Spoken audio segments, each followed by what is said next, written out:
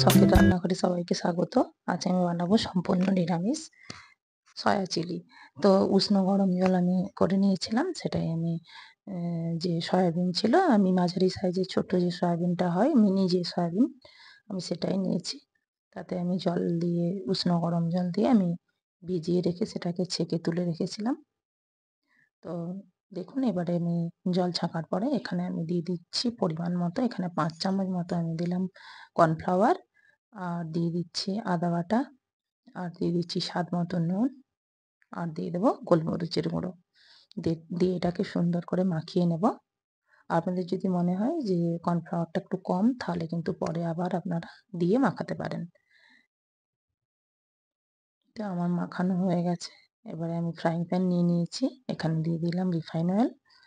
Refine অয়েলটা গরম হয়ে গেলেই আমি সয়াবিনটাকে হালকা করে যে কোটিং করে নিয়েছিলাম, সেইটা আমি ভাজতে দিয়ে দিচ্ছি। হালকাভাবে ভেজে নেব। আপনারা ভাজা হলেই বুঝতে পারবেন যে কতটা সুন্দর হবে।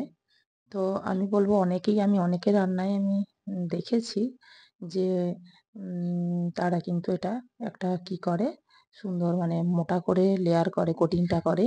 আর তা না হলে ওরা হচ্ছে একটা মানে পেস্ট বানিয়ে, মানে একটা লিকুইড গ্রেভি বানিয়ে তাতে কিন্তু একটা একটা করে দিয়ে সয়াবিন দিয়ে ভাজে। তো আমি বলব, এত মোটা কোটিংয়ের কোনো মানে প্রয়োজন নেই এবং ভালোও লাগে না সেটা।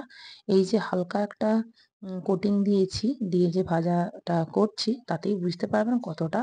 একবার হলেও আপনারা পুরো ভিডিওটা দেখুন এবং ট্রাই করবেন, কতটা ভালো লাগে আমাকে জানাবেন। দেখুন, একটা কড়াই হয়ে গেছে, আমি দুবারে ভাজলাম, অনেকটাই ছিল। এটাও আমার ভাজাটা হয়ে গেল। পুরো ভিডিওটা আমি দেখালাম না ভাজাটা, তো অনেকটা বড় হয়ে যাবে। ফ্রাইং প্যানে আমি আবারও সামান্য পরিমাণ তেল দিয়ে দিলাম, আর দিয়ে দিলাম কেটে রাখা, কুচিয়ে রাখা কাঁচা লঙ্কার ছোট ছোট করে কেটেছি দেখুন। আর দিয়ে দেবো এখানে গ্রেট করে রাখা, গ্রেট বলবো না, বাটাই আছে, তো খুব বেশি আমি মিহি করে বাটিনি। আর দিয়ে দিলাম একটু সামান্য নুন, ক্যাপসিকাম, টমেটো, সবগুলোকে আমি হালকাভাবে নেড়ে নিচ্ছি। আর এরপরে দিয়ে দিলাম গোলমরিচের গুঁড়ো, আর দিয়ে দেবো এখানে রেড চিলি পাউডার, আর দিয়ে দিচ্ছি এখানে গরম মশলার গুঁড়ো। আপনারা বেশি এটা কিন্তু ভাজবেন না, হালকাই ভাজা হবে। এখানে আমি তো সম্পূর্ণ নিরামিষ করলাম, তা নাহলে এখানে পেঁয়াজ দেওয়া যেত, তো সেটা আমি দিলাম না। নিরামিষ আমি এটা বানিয়েছি। সামান্য পরিমাণ একটু জল দিয়ে দিলাম। আর এখানে এবারে পরপর করে আমি এবারে সসটা ইউজ করব। এখানে প্রথমেই আমি দিয়ে দেবো সয়া সস। সয়া সসের পরিমাণটা আপনারা দেখে বুঝে দেবেন, এবং নুনটাও, যেহেতু সয়া সসটা মানে একটু নুন থাকে সয়া সসে, তো আপনারা নুনের পরিমাণটাও কিন্তু দেখে বুঝে দেবেন। কারণ প্রথমেই কর্নফ্লাওয়ার যখন কোটিং করেছিলাম সয়াবিনে, তখনও কিন্তু আমি নুন দিয়েছি। আর সয়া সসেও নুন থাকে। তো আমি এখানে প্রায় ৪ থেকে ৫ চামচ মতো সয়া সস ইউজ করলাম। আর দিয়ে দেবো এখানে গ্রিন চিলি সস, আর দিয়ে দেবো এখানে টমেটো সস। টমেটো সসের পরিমাণটা বেশি থাকবে একটু। তো এখানে প্রায় ৬-৭ চামচ মতো টমেটো সসটা দিলাম। যেহেতু সয়াবিনের পরিমাণটা একটু বেশি আছে, সেই মাপটা বুঝে আপনারা দেবেন। সুন্দর দেখুন, ভাজা মশলাটা কিন্তু কষানো হয়ে গেছে। এই যে দেখুন, ভেজে রাখা সয়াবিনটা দিয়ে দিলাম।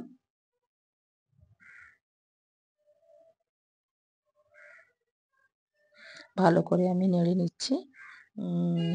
মোটা কোটিং থাকলে এতে কিন্তু এই যে সস বলুন, এই যে আমি মশলাগুলো ইউজ করলাম, এগুলো কিন্তু এর ভেতরে ঢুকতো না, গ্রেভিতেই থাকতো। তো কোটিং যেহেতু পাতলা, দেখবেন সয়াবিনটা খেতেও কত সুন্দর লাগবে এবং টেস্টও হবে অসাধারণ। আর দেখুন, এখানে কর্নফ্লাওয়ারটাকে আমি ঠান্ডা জলে গুলে রেখেছিলাম, ৩ চামচ কর্নফ্লাওয়ার দেওয়া ছিল, ওটাও আমি দিয়ে দিলাম এখানে। নুন আমি আর কিছুই দেব না, কারণ সসেও নুন আছে, আর আগেও আমি যথেষ্ট পরিমাণ নুন ইউজ করেছি। আর দিয়ে দেবো এখানে, দেখুন কতটা সুন্দর হয়েছে, কালারটা দেখেই বুঝতে পারছেন রান্নাটা কতটা টেস্টি হবে। তো এখানে আমি একটু সামান্য এটাকে ব্যালেন্স করার জন্য দিয়ে দিলাম এখানে সামান্য পরিমাণ চিনি। আপনারা নাও দিতে পারেন, চিনি না দিলেও হবে। তো দেখুন কতটা লোভনীয় হয়েছে। দেখেই আপনারা বুঝতে পারছেন যে কতটা সুস্বাদু হবে। এটা আপনারা আর উপর থেকে দিয়ে দিলাম এখানে কুচিয়ে রাখা ধনেপাতা। আপনারা এটা জিরে রাইস বা মিষ্টি পোলাও, ফ্রাইড রাইস সব আর মানে পরোটা এসবের সঙ্গেও কিন্তু খাওয়া যাবে। খুব ভালো লাগবে খেতে। আমি কিন্তু জিরে রাইসের সঙ্গে এটা বানিয়েছিলাম। একদিনে তো দুটো ভিডিও দেওয়া সম্ভব না, অনেক বড় হয়ে যাবে। তাই আমি এটা আজকে আপনাদের সঙ্গে শেয়ার করলাম। দেখুন কতটা সুন্দর হয়েছে। অবশ্যই আপনারা লাইক, কমেন্ট করবেন, শেয়ার করবেন, পাশে থাকবেন। নমস্কার।